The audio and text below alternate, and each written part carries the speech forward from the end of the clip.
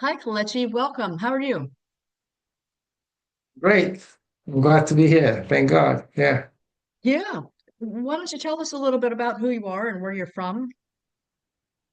Yeah. As you can tell from my name, it's a bit foreign. Yeah. Um, so my name is Kelechi. My full name is Kelechi Elua. David Elua is my middle name. I am originally from Nigeria. So I moved to United States in '96. So I've been in the United States since '96. And I'm also a citizen of United States.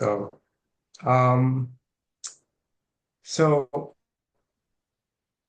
my background is I have a background in science and technology, and I have spent since I've been in this country, I've spent time in different parts of my career, in the science field, in the engineering field. Now I'm actually moving into the education field. Oh, So my original training is as a scientist. Um, so I have a background in biochemistry and biotechnology. And then I spent some time in the U.S. military, in the Navy, as an okay. aircraft mechanic, Wow. um, working on ejection seats and emergency systems in a it's actually not a fighter jet. It's more of an electronic countermeasure aircraft that the pilots use for jamming radars of the enemy radars. So I worked on that. And after working there, I went back into the science field for a while. And then after that, I left the science field to work, to start off a project with a buddy of mine on education app, an education app for homeschooling. So Wow. that's what I'm Okay. currently working on right now. So Okay. Nice. Well, thank you yeah, for all that you've done. thank you. What brought you to America? My parents, they were living here. So after I graduated college and I spent some time, and then I moved here after that. Okay. Yeah. And so So tell us when did you find the path to soul freedom? When did how did that happen?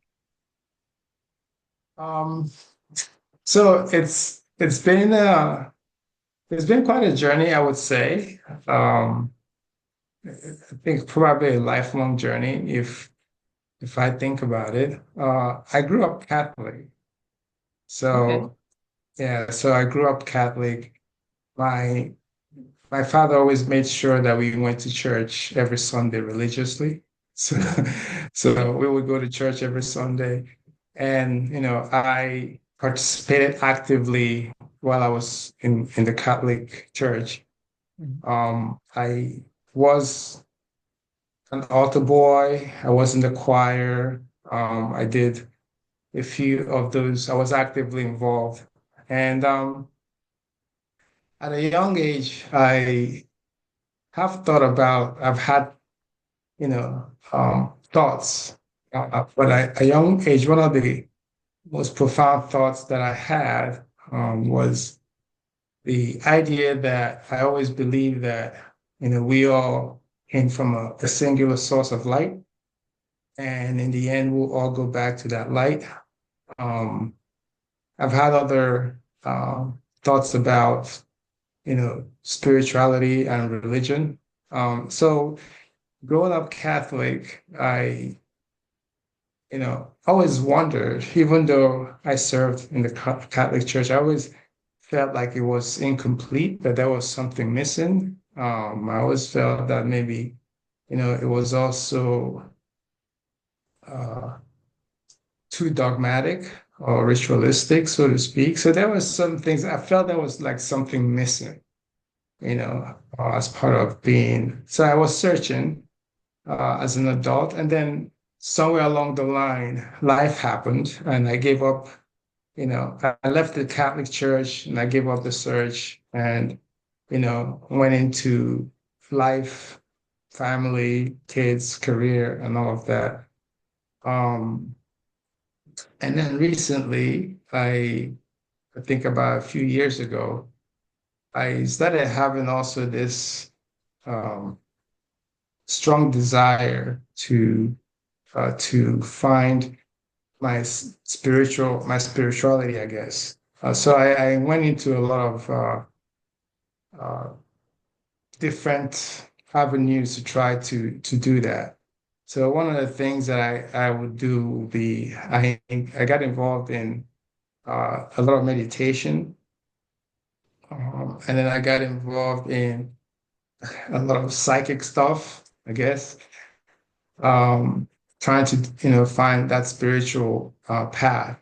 So I remember one day, having a conversation with a friend of mine, who was also trying to get on this spiritual path. And I was saying, I remember one day we were talking about, I said, one of the things that I really want to do is have that direct line of communication to my higher self. Um, and and I mentioned it as that was actually one of my main goal for my spiritual quest was to be able to establish that direct line of communication. And so, we kind of had some discussions around it. And I remember also talking about, it feels like life, we're in a jungle where I used the military analogy where I said it looks like we're in a jungle where, we need radio communication from home base, to guide us and direct us through the jungle and how to navigate. So those are kinds of the feelings that I was having. So I knew that there was something really missing. Um, so one time when I visited, I think it's a few years ago, about 3 or 4 years ago, I visited my daughter. She lives in Paris. And so she took me on a tour around the city and we went to a stadium and the stadium was for the Paris national team. It's called Paris Saint-Germain. So that was when I first, heard that name, for example, and it made a lot of, it kind of resonated with me, so to speak, that name, when I heard it. But I didn't think much of it, you know. And then fast forward, I went through some period of search. Like I mentioned, I, dabbled into a lot of spiritual practices, I even had some crystals and I was, doing a lot of meditation. And I actually came across this I think it's somebody who was also given different spiritual teachings and practices. But for some reason, parts of it resonated. This individual talked about the ascended masters and I think that's where I started to learn more about the ascended masters. But they said some things about the ascended masters so I started looking them up. But at the same time, I also had a meditation app, that I would use to meditate and try to meditate on the chakras and, and all of that. And one of the modules in the app is talks about I am affirmations. So I would play that and I would listen to that when I go to sleep. I'll have my headphones on and I'll play those I am affirmations.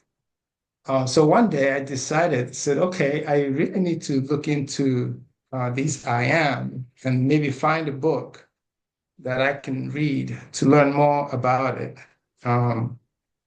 So I went to Amazon and when I was searching in Amazon and I typed in I am, so I am books. And what came up first was the I am discourses by Saint Germain. So the three-part book. So I ordered it right there on the spot. Uh, so one thing led to the other. I had the book in my bookshelf. I didn't open it for quite some time. I was still following this other teacher that was teaching about, the spiritual path. So I bought a couple of books from this teacher and I was reading them.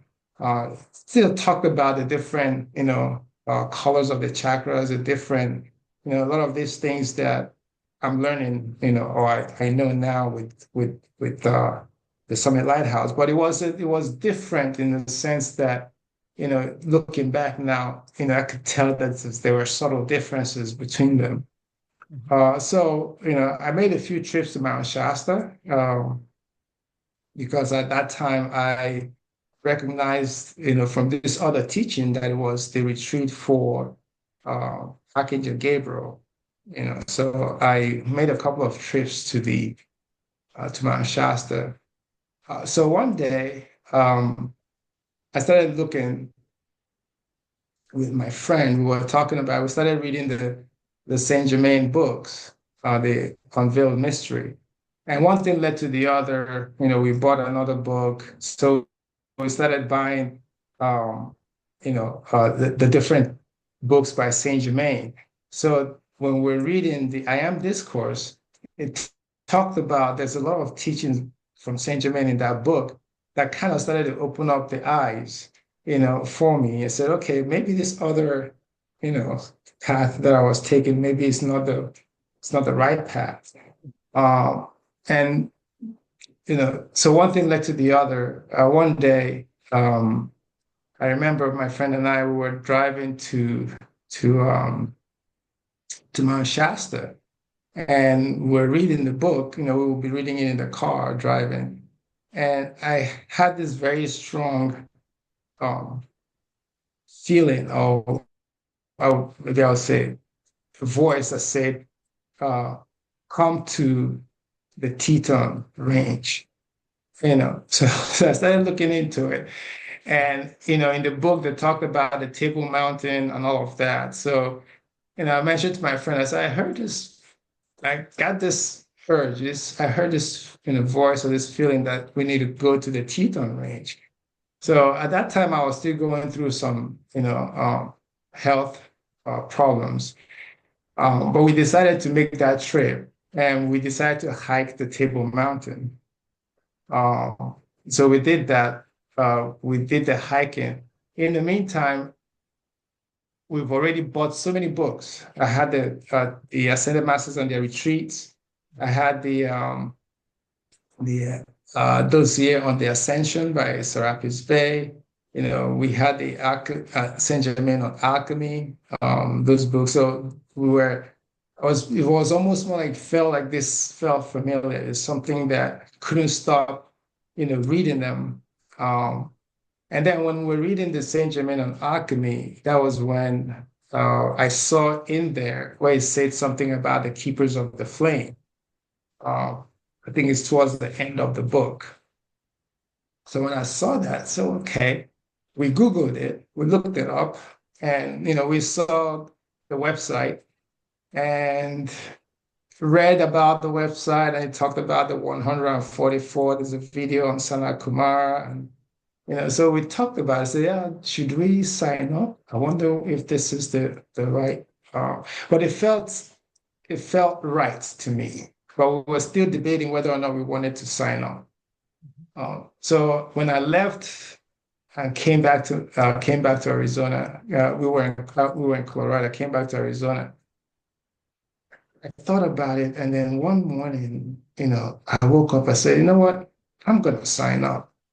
I don't need to wait for my friend for us to agree on whether or not to sign up. I'm just gonna go ahead and sign up. So I sent an email. Actually, they had an email, and I sent an email, and I got a response, I think, from the director of the Keepers of the Flame or something like that, talking a bit about it. But I sent another email because I wanted to learn more. And after a while, I said, you know what? I'm just gonna sign up. It's either I sign up or I don't sign up. So I ended up signing up. And when I did, I think started receiving the teachings, it became really clear to me that this was actually the path that I needed to be on. A lot of things felt familiar, a lot of things felt natural, a lot of things felt like, okay, um, given everything that I've been looking for in terms of, the spiritual path to go on, this actually does make sense. So it felt like finding something that was lost. Mhm. You Great, great. And how long ago was this? I've been a keeper of the flame for 17 months. Oh, okay. Do you want Yeah. to describe a little bit more what that is? Um, so what do you mean? What?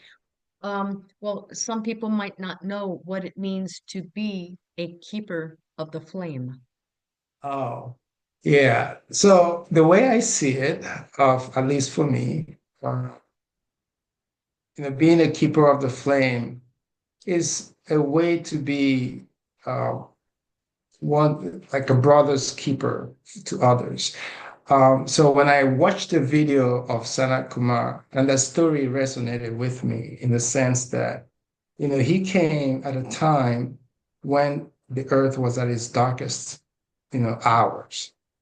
And he decided to hold the balance for the entire earth until we can evolve to a point where we were able to hold, understand our spirituality ourselves and make that connection to God, right? So when I saw that message on the Keepers of the Flame website, it resonated with me in the sense that, okay, we also have uh, an obligation to be the torchbearer for those who do not know how to find their way. So being a keeper of the flame for me is more of, okay, being um, being a way shower, so to speak. Being able to also hold the balance for others, even when they don't know, um, that they need that, what do you call that?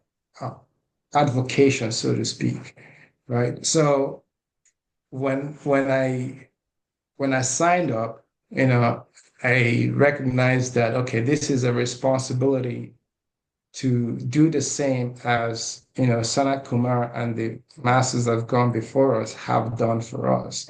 Being able to, bring others along to the truth of, because I know what I was missing, what I was looking for. I've gone to different churches, and I didn't add all this in my background story, but I've gone to different churches. My family is very religious. Um, but I always found out with each and every one of them that there's something missing, the truth, the complete truth is missing. So being a keeper of the flame is a way to recognize the mysteries. And I've always wondered about, certain mysteries of life, is a way to see into that mystery and understand the mysteries of life, things that didn't really make sense and things that might not make sense to somebody who's off the street and wondering why, okay, why all of a sudden I have an accident or something happens to me that is, that is unprecedented from somewhere, and the being on this path helps to reveal the mysteries behind the experiences we face in life, so to speak. So I see the keeper of the flame as someone who is understanding the mystery and also being able to share those mysteries or being able to, you know, educate others that are not aware in one way, shape, or form, to help them make sense out of life, so to speak. Yeah. That's wonderful. I'm so glad that you found that.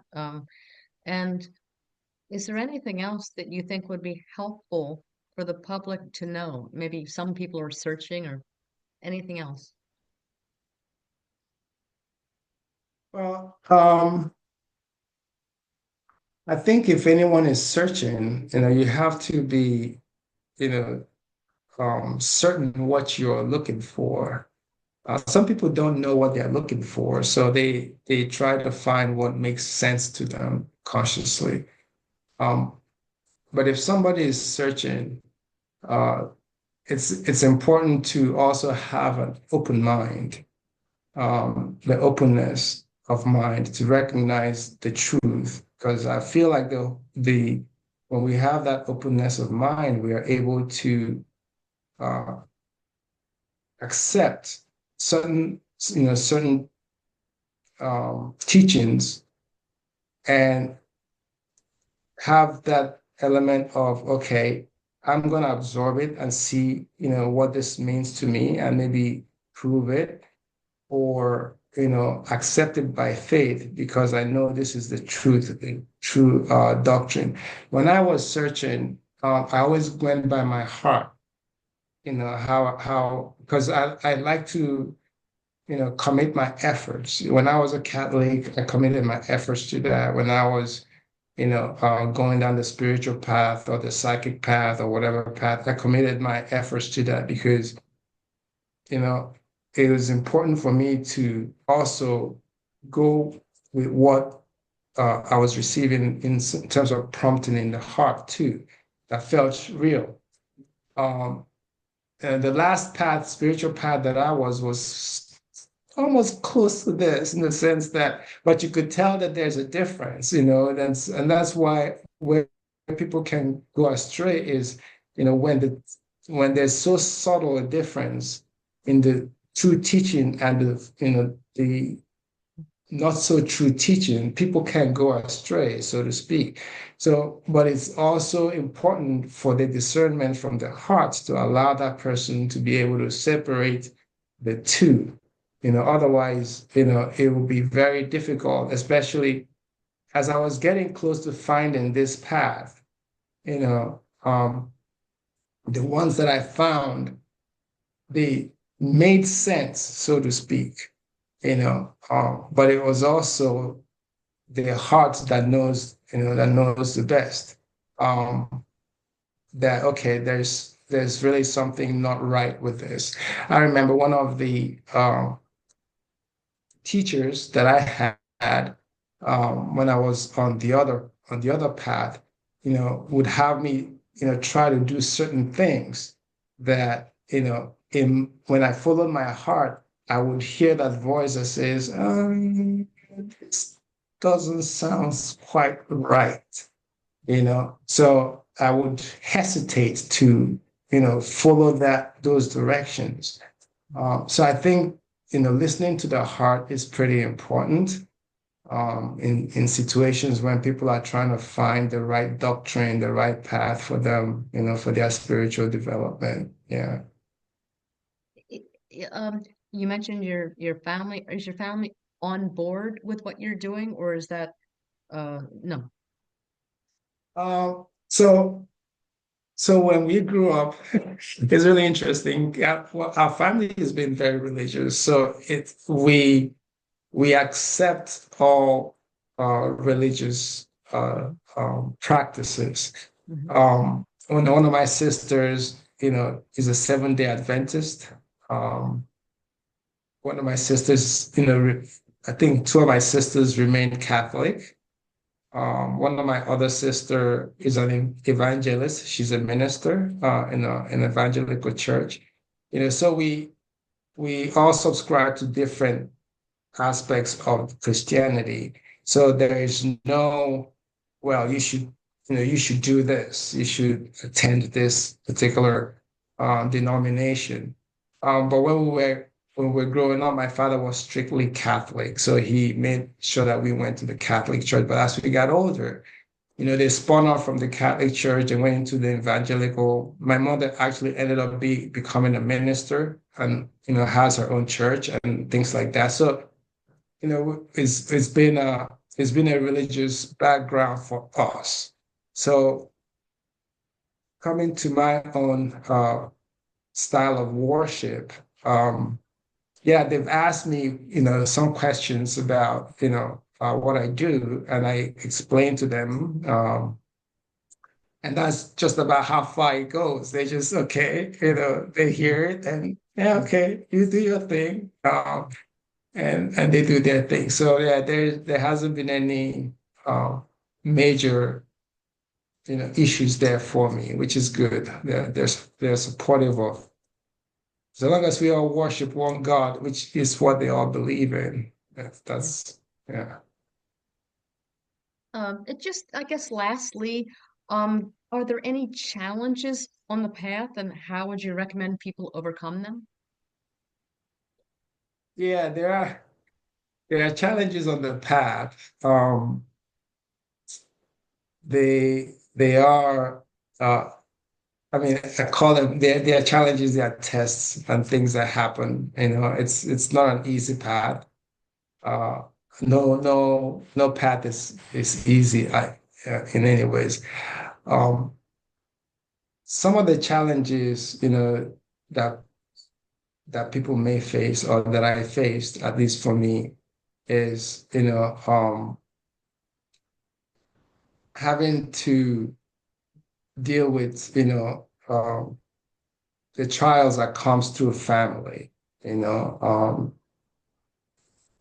sometimes you have with my children or my kids, there are things that happen for me, and then I realize, okay, that this is either a trial or a test or something for me to work through, either karma or anything of that nature. Um, One of the things that I have been able to do whenever I run into situations is to pray, to give the decrees, the power of the spoken word. I've had you know um, situations where things have happened to my children. Like, say for example, um, one of my sons have struggled with um, accidents and events that's happened to him in life, and and that affects me also in a way that I see him struggling, and the best that I can do for him is to pray for him, Yeah. to make calls, to I've believed so much in making calls. I create novenas or I give decrees on his behalf. I remember, at one point, he ran into a situation whereby he lost his job, and he called me and says, "Dad, or he texted me and said, "Dad, can you, pray for me?" And I made some calls for him, and he was able to, find a job actually that same day. So I believe that when we go down this path, we get tested. We get tested through family members, through our own particular, personal experiences. Um, and what I think I see with that is it helps us to, strengthen, at least for me, it helps me to strengthen my faith. It helps me to strengthen my belief. It helps me to strengthen, you know, um, my calls, to the masters, to depend on, having them come assist me in times of need. So the path is not it's not an easy one. We can face criticism from others who do not understand it. I do have a friend of mine who, he he he doesn't accept anything else that is not the Bible, that is not in the Bible, that is not, it's a little bit of orthodoxy, or for him. And we get criticism from those who do not understand the path. I've gotten some criticism from my own immediate family, folks within the family that don't know, not my siblings, but uh, my immediate family, where they don't know truly, and they say, okay, what is this I am movement, or what is this I am stuff? And it's just, so you have a lot of people that say things like that. And there are people that will say things that are discouraging. So the important thing is for me at least, is to stand firm in what I believe in. Comes back to the heart again, to stand firm in what I believe in. And I believe that this is the right path for me, this is the right path for the spiritual growth. It offers me the opportunity to uh, connect to the ascended masters and learn more about, again, the mysteries of life, and how to make that ascension, how to return back to that light where we came from, and I feel like this is the right path that can, given all the other ones that I have experienced, this is the one that I would say, yes, okay, I am very sure that I will make it to the end. Uh, and so when people find themselves challenged on the path, my recommendation is to stand strong in your beliefs, stand strong in what you believe in. Um, don't let anyone or any condition or anything sway, the the belief that you have or that person has, that this is what is right for my soul, this is what is right for me, this is what I want to do.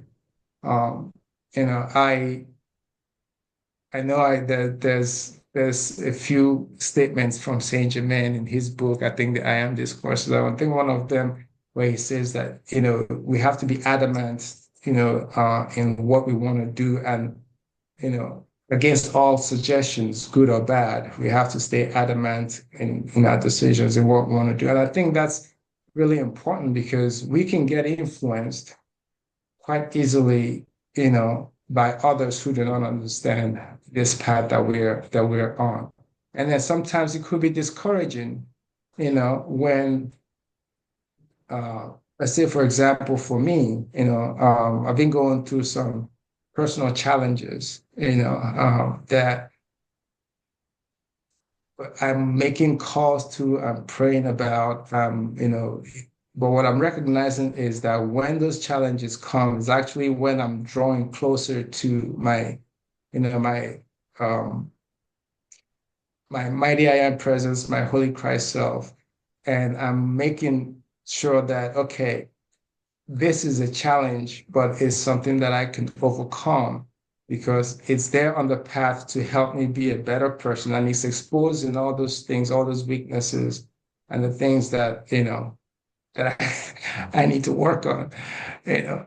So it's always good for people to recognize that. Have the goal in mind. Have the goal in mind. Keep a goal in mind in the forefront.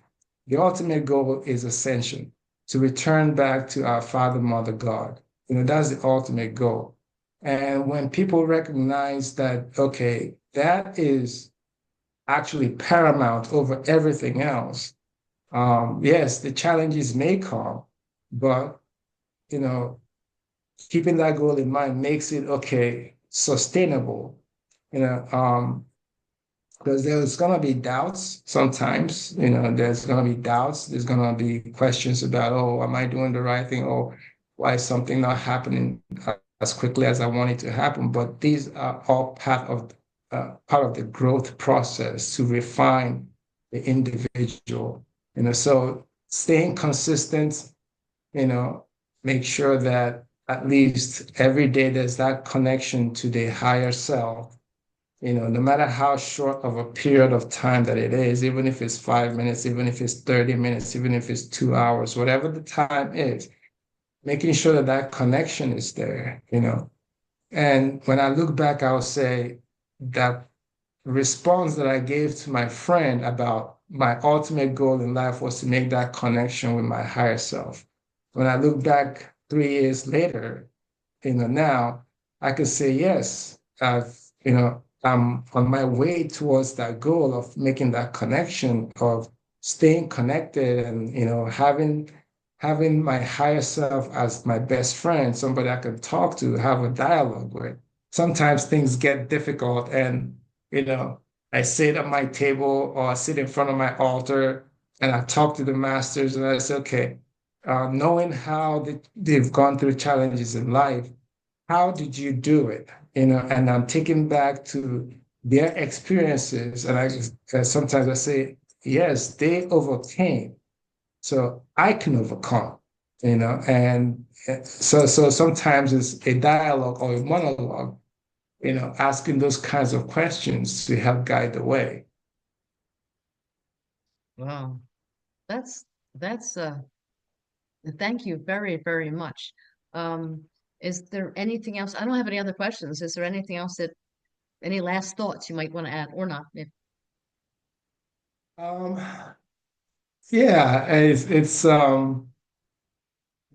I think when we think about the world that we live in now, the situation that we are in, we see that there is a lot of turmoil. There's a lot of these are times when there's so much going on, and people are questioning. At least I feel that there's that question about life and about dealing with things that are coming into surface, and you know this path is one path that if anyone is able to get on it and stay steady and stay steadfast, they can weather the storm. They can weather any challenges. Yes, it might not be an easy path, but there is always going to be a fruitful reward.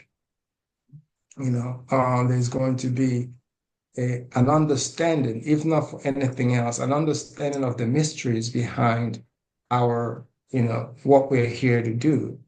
Um, and I think folks that are looking for, their spiritual development or, their spiritual growth, it's important to follow their heart and understand, you know, um, and be able to call for that grace of the Holy Spirit to allow one to be able to see the truth, to see, because there are so many things, out there, at least based on my own experience, that can easily lead someone astray.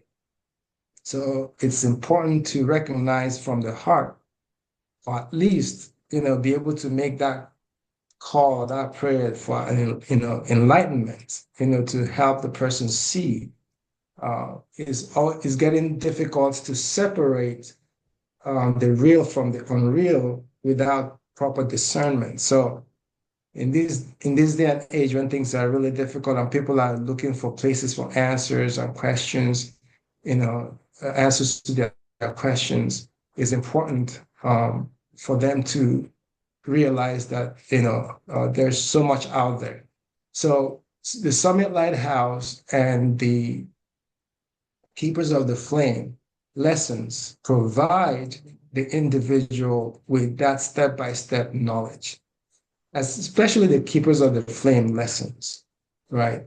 And it's a it's something that I get really excited, when the Keeper of the Flame lessons, since I'm still taking them, right? So I think I'm on the 17th lesson or something like that. I get excited every time, the lesson, the next lesson opens up, and I read and try to assimilate and understand the teachings of the masters. And it's really important for folks that have those burning questions in their minds, to follow this path because it's a step by step, at least for me, a step by step approach to getting to the answers, to things that doesn't really make sense to the outer mind, and helps us to make sense of it on the inner, or also bring that sensibility out to the outer self. So having attended a number of other doctrines, this is the one that I say, to, at least in my mind, have a organized, direct approach to it. And when we look at the fact that it also encompasses teachings from all other different religions as well, you start to find out that this is a place where all the different religions also come together in one way or the other, sharing the teachings both East and West. So I feel like um, for at least for me, I'm comfortable with the the Bajans, the teachings of the Eastern adepts, the teachings of the Eastern masters. So you can see also how they're all interwoven and they all are interconnected, and it makes a lot of sense. Even though we call them teachings of the East and West, but ultimately you can also see how they are all kind of interrelated, which brings it back to the fact that we are all one in God. That we all come back to the one. And I think it helps me. This is actually where I have gotten that answer to that you know, theory that I've always had, that we all came from a singular source of light and we're going to go back to that singular source of light. So this teaching now makes a lot of sense, and how to tie all of that together to recognize the oneness that we all have under one God. So it's been a great journey, and I'm looking forward to the rest of the journey home. So it's good. God bless you and thank you very, very much for this. I think it was very helpful. Yes, yes. Thank you so much. I really appreciate it. Appreciate it. Well, anyway, take care. Hope you have a nice journey and we'll end.